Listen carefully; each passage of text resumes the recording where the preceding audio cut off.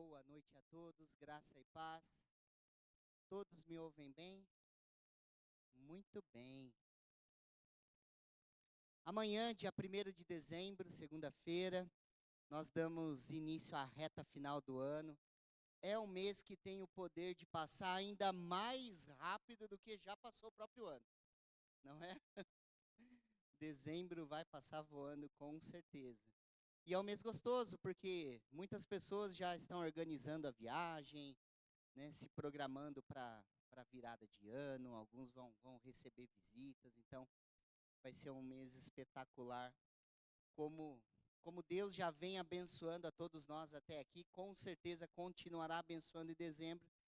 E 2026, independente do que você tem ouvido aí fora, está difícil, ruim, não importa. Nós que temos Deus não confiamos nas coisas deste mundo, nós confiamos em Deus. Nós confiamos no poder do Altíssimo.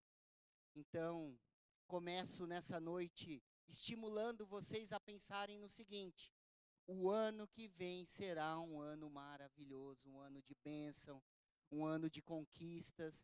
Com certeza, um ano que Deus tem boas, maravilhosas situações e coisas para nos apresentar, com certeza.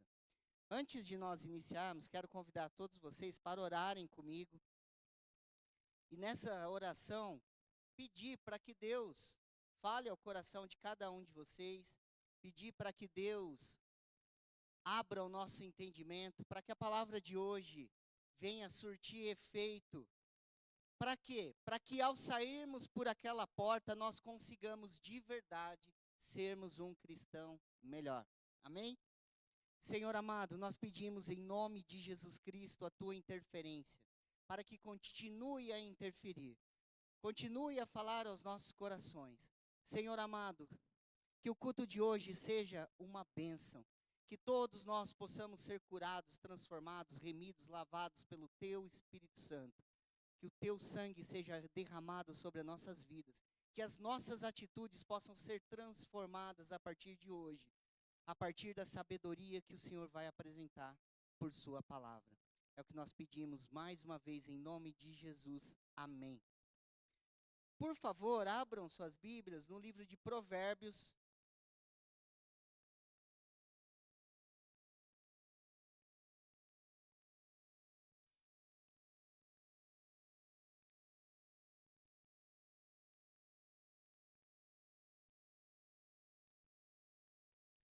O livro é o de Provérbios, o capítulo é o 6.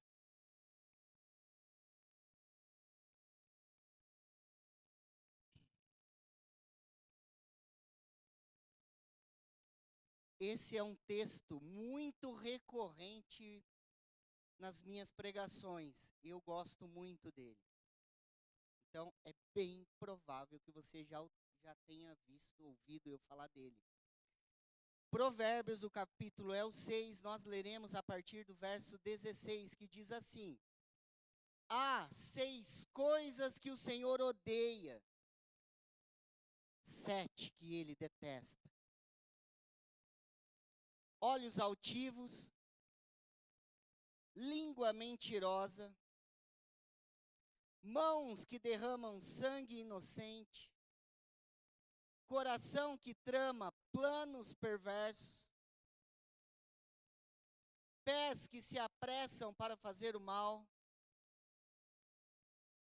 testemunha falsa que profere mentiras, e aquele que provoca discórdia entre irmãos. Vou reler. Livro de Provérbios, capítulo 6, verso 16, diz assim: há 6 coisas que o Senhor odeia, 7 que ele detesta: olhos altivos, língua mentirosa, mãos que derramam sangue inocente, coração que trama planos perversos, pés que se apressam para fazer o mal, testemunha falsa que profere mentiras, e aquele que provoca discórdia entre irmãos. Podem se assentar, por favor.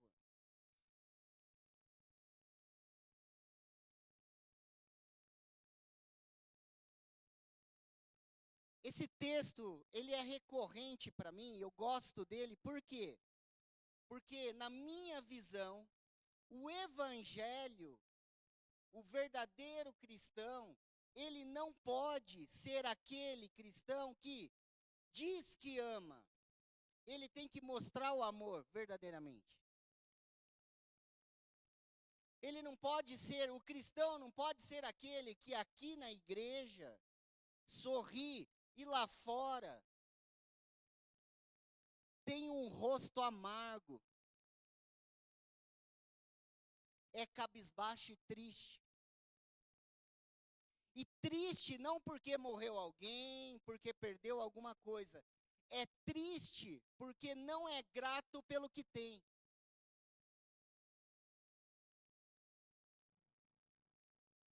Não consegue agradecer tudo o que conquistou. Na minha opinião, ser cristão não pode ser algo do tipo assim, ó. Eu vou à igreja, lá eu sou crente, fora de lá, mexeu comigo, leva. Isso não é ser cristão. Isso é dizer que é, mas não tem nenhuma atitude de. Resumindo, ser cristão envolve ter comportamento de cristão. O que identifica nós como cristãos não é o que eu digo com a minha boca, é o que os outros veem com o meu comportamento. É o que eu converso com as pessoas lá fora, como eu converso com as pessoas lá fora, como eu trato as pessoas lá fora, já que o cristianismo ele está baseado numa premissa muito simples. Amar a Deus acima de todas as coisas, com todo o teu entendimento, com todas as tuas forças, com tudo o que você tem. E amar ao próximo como a ti mesmo. Qual que é a premissa do cristianismo? O próximo. Se você não consegue amar o próximo, você diz que é cristão, mas o teu comportamento fala o contrário. Então, a gente tem aqui no livro de Provérbios o seguinte, a grosso modo, o capítulo 6, o que ele traz? Advertências morais. Advertências morais e práticas para a nossa vida de cristão. Só que aqui, em vez de ele dizer o que você tem que fazer, ele está dizendo o que você não pode fazer.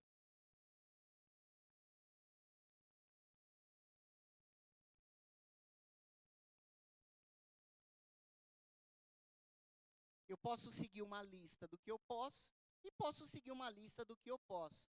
E Provérbios, a maior parte dele, foi escrito pelo homem mais sábio do mundo.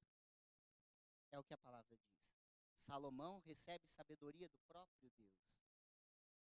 Então, o autor, Salomão, o que ele apresenta? Ele apresenta uma pequena lista moral que resume o quê? As atitudes que são abomináveis aos olhos de Deus. Aqui entra a palavra atitude. Se você tem alguma destas atitudes, nós acabamos sendo abomináveis aos olhos de Deus. E não adianta você dizer que é crente.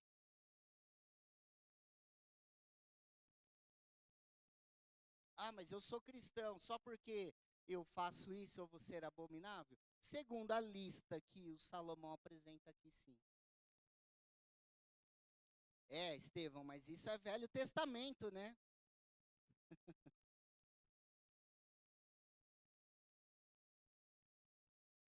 Lembra que nós lemos o primeiro versículo? O que ele falava? Olhos altivos, arrogantes, não é? Quem ama ao próximo, como Jesus mandou, como a si mesmo, será que teria olhos altivos?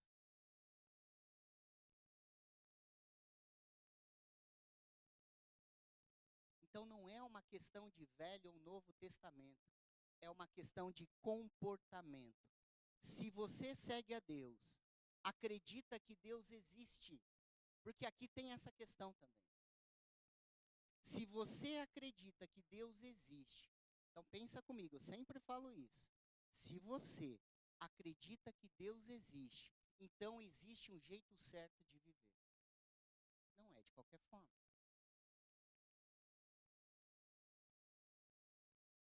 Então vem Salomão e ele começa a dizer para a gente qual é o jeito certo de viver. E ele passa essa pequena lista de conceitos morais. O que nós não devemos fazer. Como que Deus encara isso diante de nós. Agora, por que que isso pode ser muito importante para mim? Claro, eu estou aprendendo o que não devo fazer. Se eu faço, eu simplesmente paro de fazer. Peço perdão e Deus me perdoa através do sacrifício de Jesus Cristo. Então tem tudo a ver, sim, com o Novo Testamento também.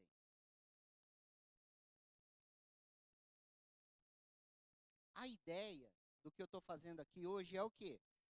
Passar esse texto a vocês para que nós tenhamos atitudes mais justas ao sairmos daqui.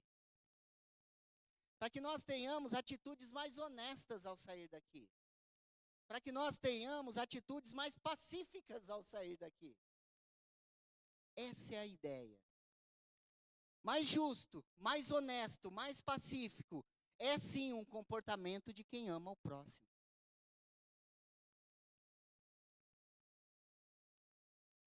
Resumindo, então, tudo isso, cristianismo é uma questão de comportamento, sim, senhor.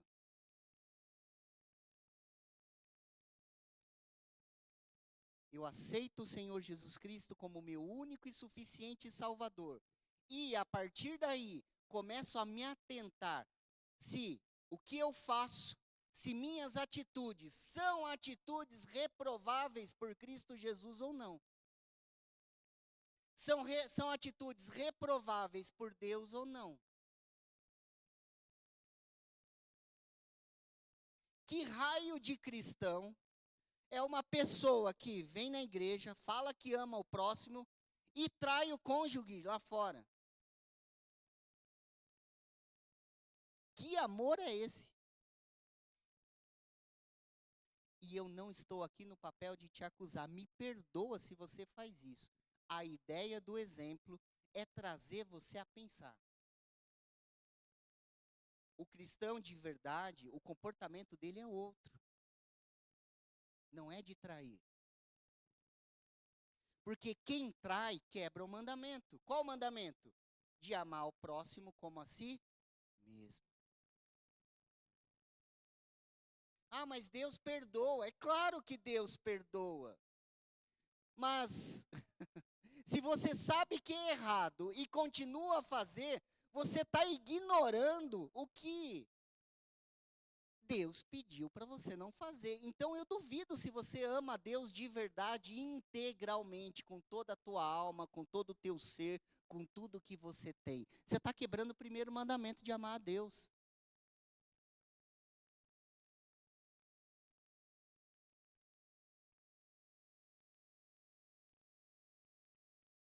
Eu sei que a palavra é dura. E até estava conversando com o pastor Paulo antes aqui, né? Ele falou, foi exortação da outra vez. Eu falei, ai, Paulo, vai ser de novo. Desculpa, eu não consigo ser diferente.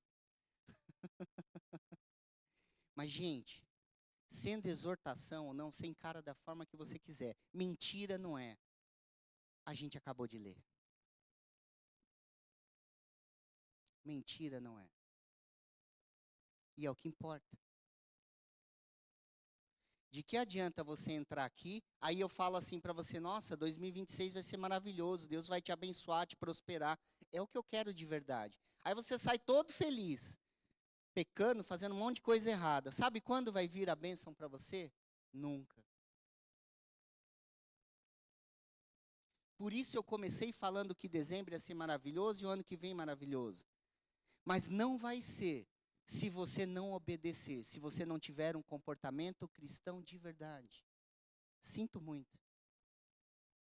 Sinto muito. E aí, poderia levantar alguém aqui e dizer assim, mas eu sou super próspero e traio minha esposa. Mas quem disse que a bênção pode ser resumida ao que se ganha financeiramente.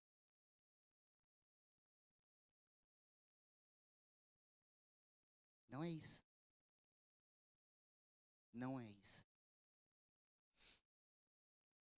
Então, o objetivo é atitude mais justa, atitude mais honesta, atitude mais pacífica, porque assim eu consigo amar a Deus com mais integridade, de todo o meu coração de verdade. E começo a aprender a amar ao próximo da forma certa.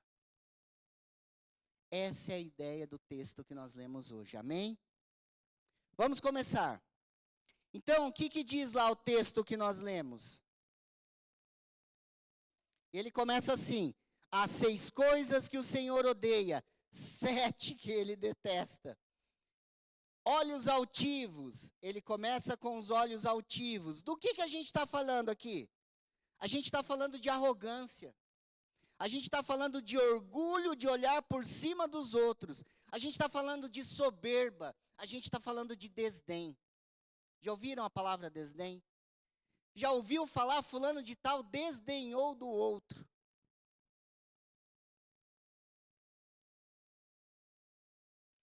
Deus pede para que nós, que o sigamos, não tenhamos olhos altivos. Não deveria fazer parte do comportamento cristão olho altivo. Esse comportamento ele é detestado porque contraria o quê? A humildade. O que Jesus falou? Eu sou manso e humilde. Nós, como pequenos cristãos que o seguimos, deveríamos também ser mansos e humildes. Não arrogantes, não com olhos altivos. Não deveríamos olhar para o próximo e nos sentir maior que eles.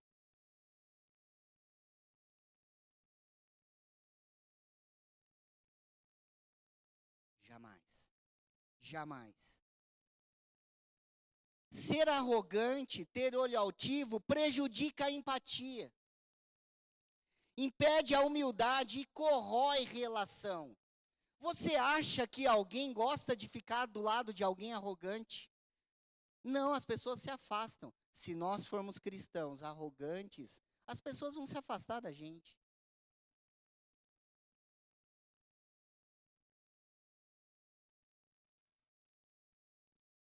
Nós precisamos rever como nós olhamos para os amigos, como nós olhamos para os colegas, como nós olhamos para os parentes, para os familiares, subordinados, não importa quem é aí na história. A gente precisa rever como a gente olha para as pessoas. E, no mínimo, tratá-las como iguais. Amém, igreja?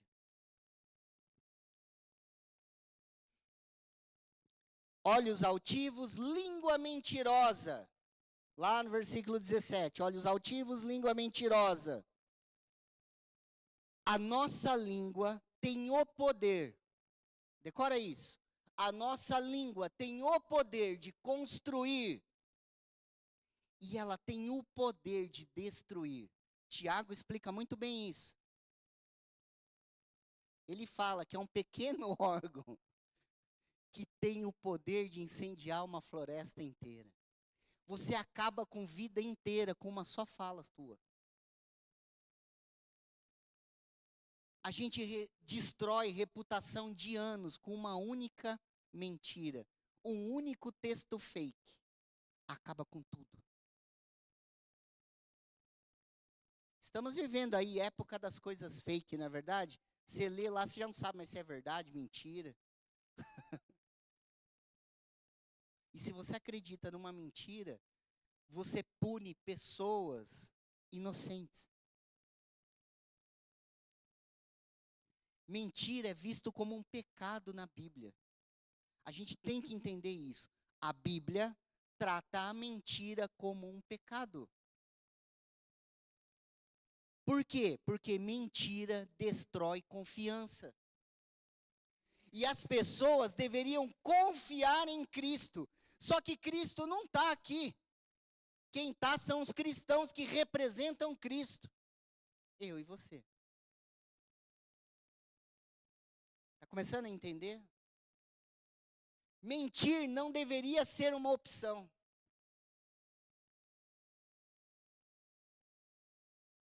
Não estou falando daquela mentira que você conta para sua esposa, tipo assim, né? Ah, seu arroz é uma delícia, né? Não, não é só essa, tá? Gente, eu estou falando do quê? De intencionalidade. Com o propósito de ferir mesmo, de esconder, de ocultar, de destruir. Porque senão a gente fica tão, né, tão doido falando que não pode mentir, que daí alguém vem com uma roupa estranha, você acaba sendo honesto demais, a pessoa se magoa também, vira aquele bafafá. Você não precisa mentir, é só não falar. Eu sei que muitos vão dizer, mas se não falar também é mentira, né? Só é de outro jeito, a gente só usa outra palavra. Gente, calma, eu estou falando com intencionalidade. Tem gente que mente com propósito, manipulativo, ou para esconder algo grande, para esconder um pecado, para esconder uma perversão, para enganar de verdade. Existe uma intenção profunda na coisa. Voltando ao exemplo da traição que a gente já começou. A pessoa começa a mentir para esconder o quê? Um ato vergonhoso. Um ato pecaminoso diante de Deus. Ela só esquece o seguinte: não há nada em oculto que não venha a ser revelado. Nada. Nada. Uma hora aparece. E, enquanto não aparece para as pessoas, Deus já está sabendo, desde o primeiro ato. Sempre.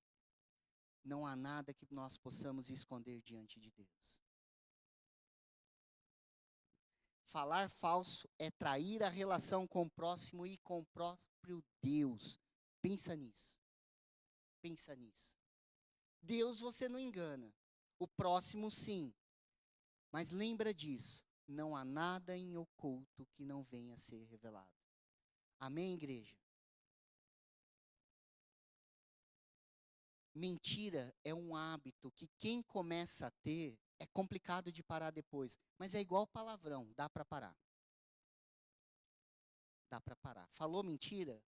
Vai lá num cantinho, está no trabalho, mentiu, vai lá no cantinho, pede perdão para Deus, volta para a pessoa e depois fala assim: ô fulano de tal, eu contei para você isso, isso, isso, né? Você me perdoa, eu menti, tá? Não é bem assim, é assim, assim, assado. Se todas as vezes você fizer isso, claro, você vai passar uma certa vergonha, mas a própria vergonha vai sentir de incentivo para você contar a verdade depois. É funcional. É funcional. Amém? Aí ele continua: olhos altivos, língua mentirosa, mãos que derramam sangue inocente. E aqui, é claro que eu acredito que você não derrame sangue inocente, né? Eu quero crer. Se já derramou, já pediu perdão, eu quero crer nisso. Mas existe uma questão intencional que fabricamos na nossa mente. Às vezes a gente não mata porque tem medo do que vai acontecer. Mas na cabeça já bolou planos. O coração já se encheu de amargura. E às vezes a gente fala piada disso por aí fora. Você fala assim, né? Vontade de pegar e matar. A gente fala isso. Às vezes brincando, mas nem sempre. Essa intencionalidade, mesmo que seja no sentido figurado, pode trazer uma amargura ao teu coração. Num coração que deveria reinar paz, ter amargura, tem coisa errada.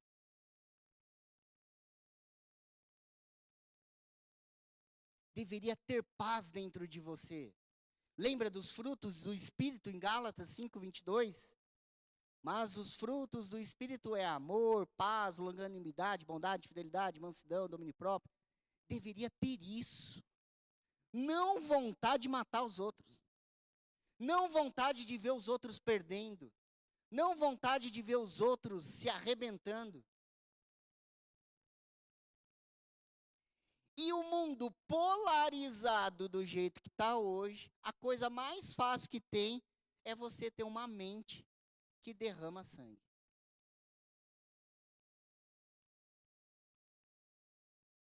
É aquela torcida para fulano de tal perder tudo que tem. É aquela torcida para fulano de tal se lascar. Aquela torcida para o fulano de tal ter o carro dele explodido. E ele está dentro. Está entendendo o que eu estou falando? Um coração cristão não deveria ter isso. Deveria ter amor. Deveria ter paz. Isso aqui é um indício do quê? Um indício de que talvez você se julgue crente, mas não tenha atitude de crente de verdade. A gente pode usar esse recurso, é claro que falo de forma com bastante brincando, evidentemente, mas se você usar isso como uma régua para mentir, para testar, para se testar, né, para se dar nota de como está seu coração diante de Deus, pode ser bastante funcional para você se analisar se tem Deus aí dentro de verdade ou não. Porque Deus valoriza a vida. E se você quer matar alguém, você está fazendo exatamente o contrário do que Deus é. Deus é amor. Você está odiando alguém, você está fazendo exatamente o contrário do que Deus é. Você está entendendo o que o texto está falando? Ah, eu quero que fulano de tal, que usa camisa cor tal, exploda. Deus é vida, Deus é amor, Deus é salvação. Você está querendo explodir os outros. Tem coisa errada. Algo de muito errado não está certo nessa história, não é assim que dizem?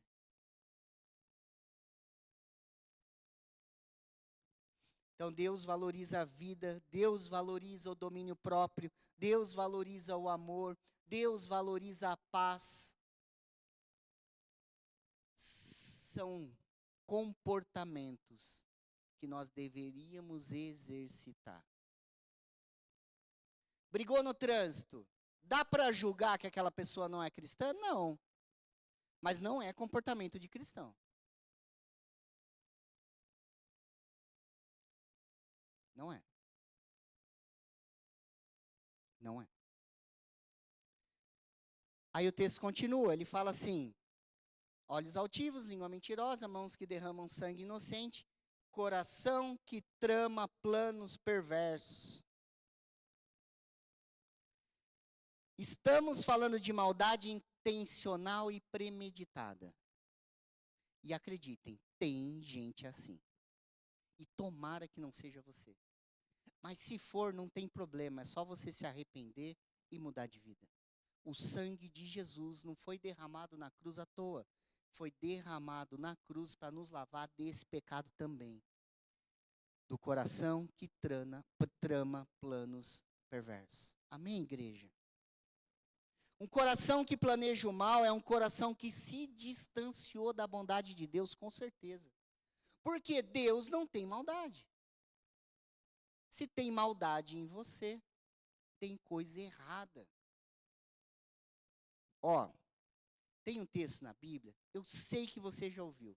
Ele fala assim, ó: existe uma fonte de água. Nessa fonte jorra água para cima. Tem como jorrar a água amarga e normal dela ao mesmo tempo? Tem, gente, para pensar. Vamos até mudar.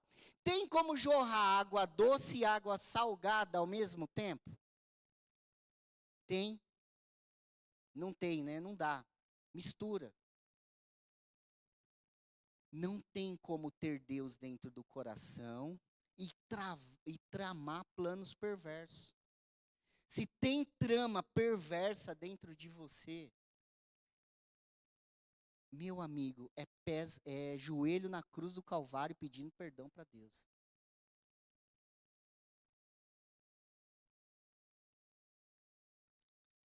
Olhos altivos, língua mentirosa, mãos que derramam sangue inocente, coração que trama planos perversos, pés que se apressam para fazer o mal.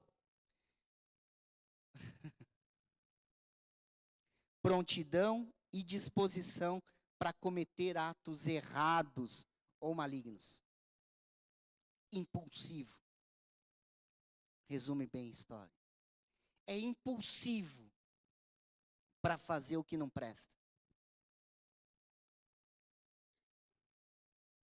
Pés que se apressam para fazer o mal. É uma inclinação natural para a maldade. Agora lembra da história da fonte de água. Eu preciso que você tenha a habilidade de se julgar se está fazendo certo ou errado, no sentido assim, será que eu estou com Deus e fazendo o que é de Deus? Se você conseguir se julgar, você mesmo se arruma. Você não precisa de ninguém. A ideia do que eu estou falando é isso. Então, se você fez maldade muito rápido, sem pensar, lembra, uma fonte não jorra 2 tipos de água ao mesmo tempo. É necessário o quê? Joelho diante da cruz do Calvário, para que o sangue de Jesus te lave de toda a iniquidade. Começar de novo. Começar de novo. Vale muito a pena você fazer uma pergunta antes de qualquer atitude. Isso ajuda a mim? Ajuda o próximo? Ou isso destrói o próximo e só é benéfico para mim? Isso ajuda ou destrói? Isso constrói ou não? O que eu vou falar? Constrói? O que eu vou fazer? Constrói? Ou só destrói? Você, como cristão, é um construtor de amor, um construtor de paz, um construtor de alegria, um construtor de longanimidade, um construtor de domínio próprio e outras coisas mais. Um construtor de mansidão. Tudo que destrói essas coisas é contrário à graça de Deus. E se não tem graça de Deus, não tem o próprio Deus.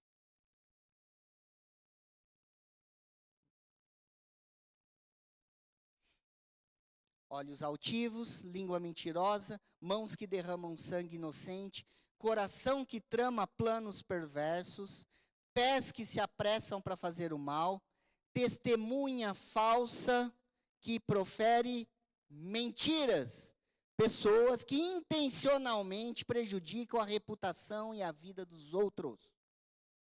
Intencionalmente. Às vezes a gente faz sem querer, por ignorância, por acreditar em histórias fake e por aí vai. Mas se é feito com intencionalidade, para prejudicar de propósito, propositadamente, a gente tem um grande problema. Existe tudo dentro de você, tudo de verdade, menos Deus. E aí, de novo, pés da cruz.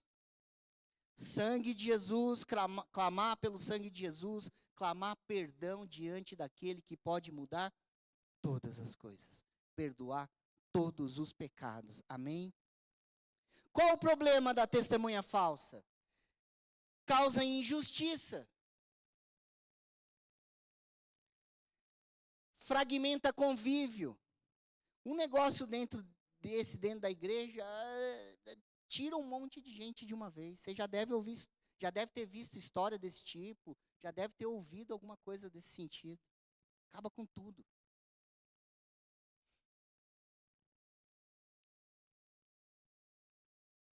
Olhos altivos, língua mentirosa, mãos que derramam sangue inocente, coração que trama planos perversos, pés que se apressam para fazer o mal, testemunha falsa que profere mentiras e aquele que provoca discórdia entre irmãos.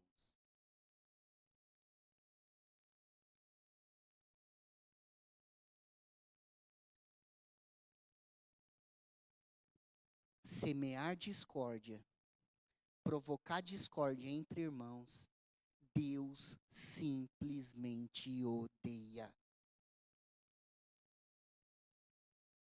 Uma pessoa que tem esse poder, vamos chamar assim, é uma pessoa que não tem a graça e a misericórdia de Deus na vida dela.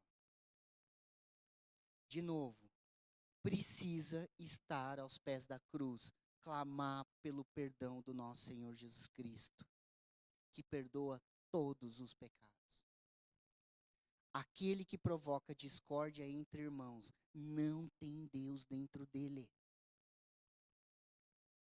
E se você está nesse caminho, perceber que está fazendo isso, não deixa para depois. Dobra o teu joelho aos pés da cruz e pede perdão. Não há Deus nessa história.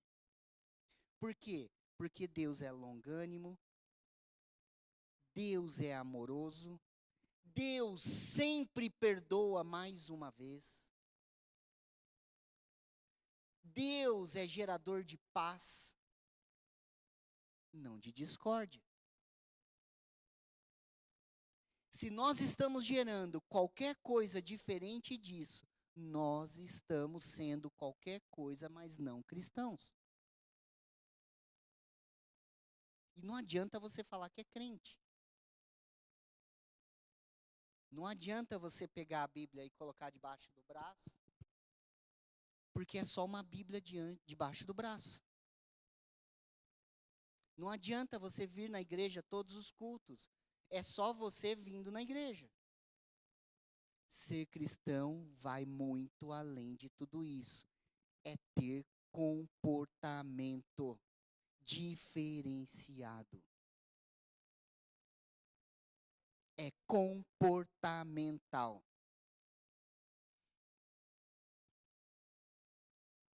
Não dá para dizer que é cristão e semear discórdia e conflito.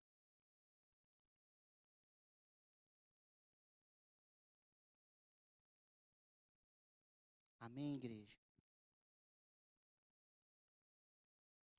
O que eu faço se surgir conflito? Saio correndo? Não. Você age como mediador.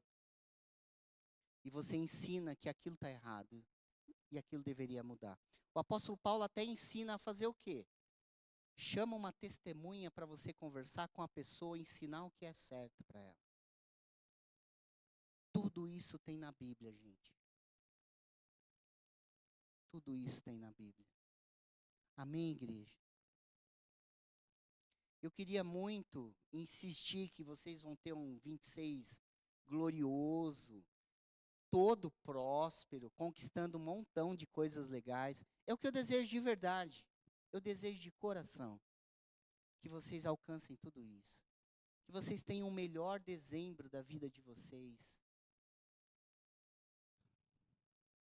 Mas de que adianta alegrar o teu coração e você continuar vivendo, dizendo que é cristão, mas com o comportamento de qualquer pessoa do mundo que não serve a Deus?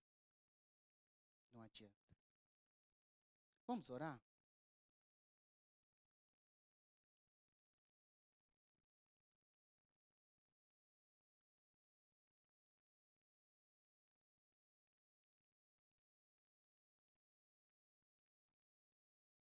Se o teu comportamento não é de cristão, calma.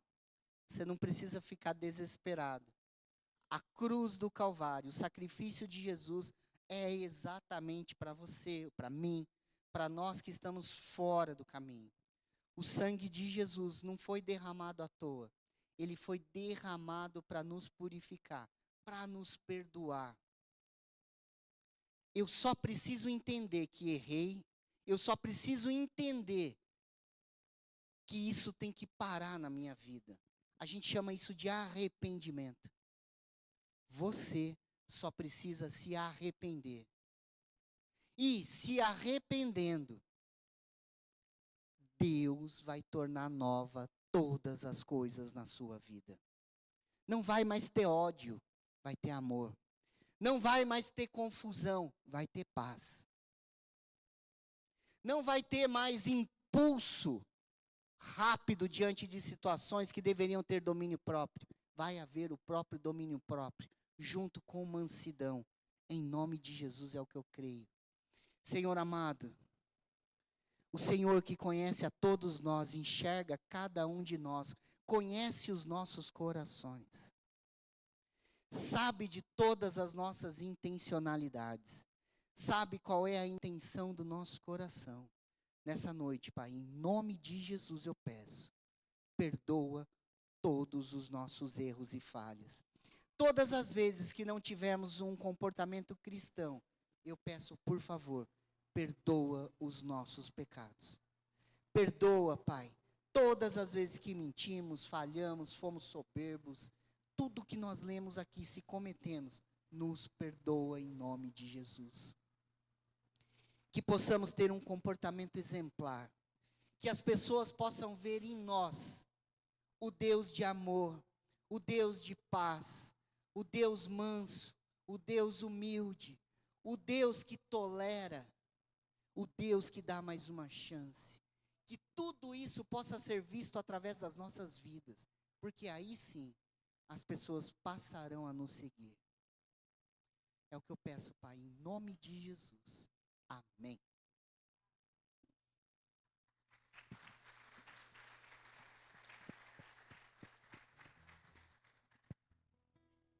Nós vamos honrar a Deus com os nossos dízimos e ofertas, e você pode fazer isso com liberdade, porque quer e não porque tem alguém dizendo que é a hora da oferta. Esse momento, gente, tem que ser feito com alegria, tá? Por quê? Porque é assim que o apóstolo Paulo ensina. Amém, igreja? Eu oferto porque tenho e porque quero, porque amo a obra de Deus. As recompensas virão, com certeza. Mas eu não faço por recompensas, eu faço por amor. Amém, igreja?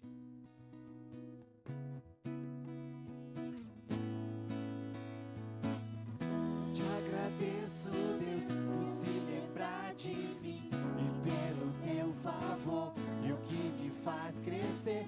Eu vivo pela fé, eu não vacilo, eu não paro, eu não desisto. Eu sou de Deus, eu sou de Cristo.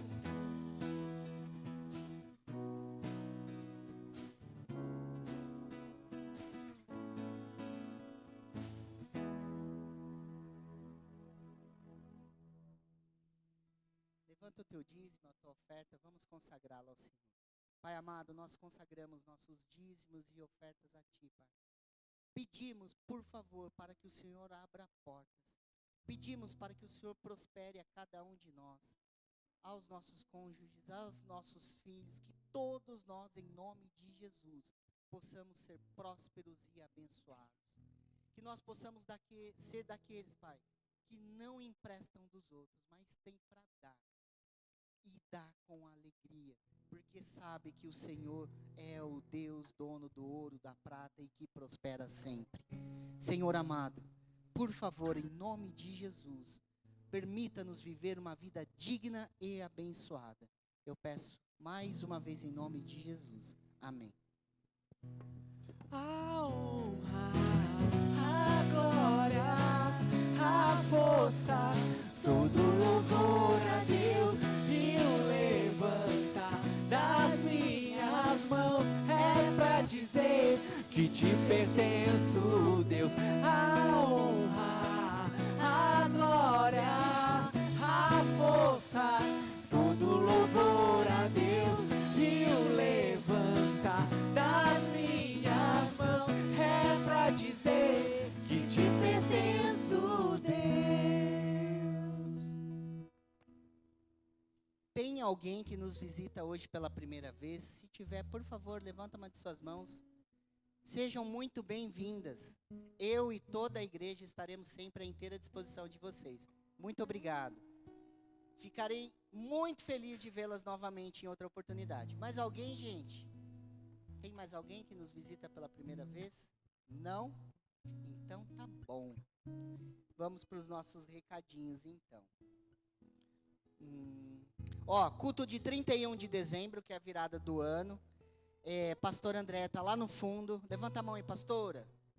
Pastor André, tem o pastor Manuel também que pode ajudar. É só procurar eles ali. Procura o pastor André, não procura o pastor Manuel, não. Tá bom? Gente, a gente vai passar a virada do ano aqui como sempre. É sempre uma bênção, na minha opinião, tá? É comunhão, a gente entra no ano novo orando, consagrando o nosso ano a Deus. Se você não for viajar, estiver por aqui, não for receber visita, nada na sua casa, nós nos sentiremos bastante honrados em tê-los aqui com a gente, tá? Mas não esquece de procurar pastor André, é muito importante, tá? Combinado? Escola Bíblica Dominical, né, pastor Davi? Continua todo vapor em dezembro, às 8h30 da manhã, aqui na igreja, só procurar o pastor Davi ali. Os outros ministérios já começaram a dar pausa de final de ano, né, Val? Pastora Val, ok. Então, acho que é isso. A gente tem um recadinho dos jovens, a gente vai assistir um filmezinho. Vamos lá.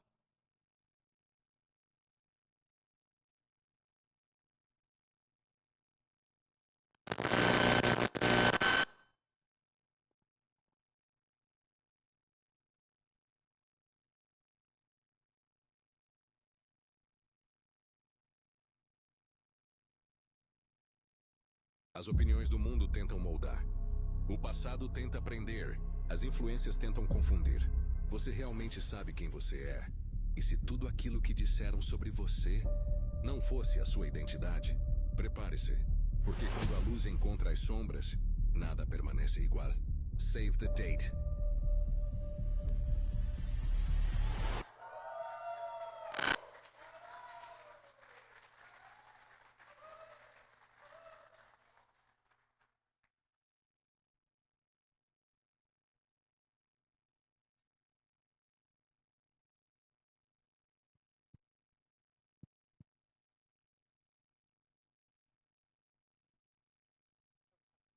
Gente, vamos ficar em pé, vamos encerrar nosso culto. Domingo que vem, nós teremos a nossa Santa Ceia.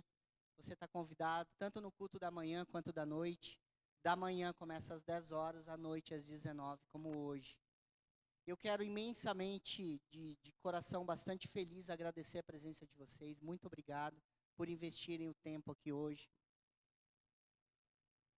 Que Deus continue a tocar ao coração de vocês para o que deve ser feito.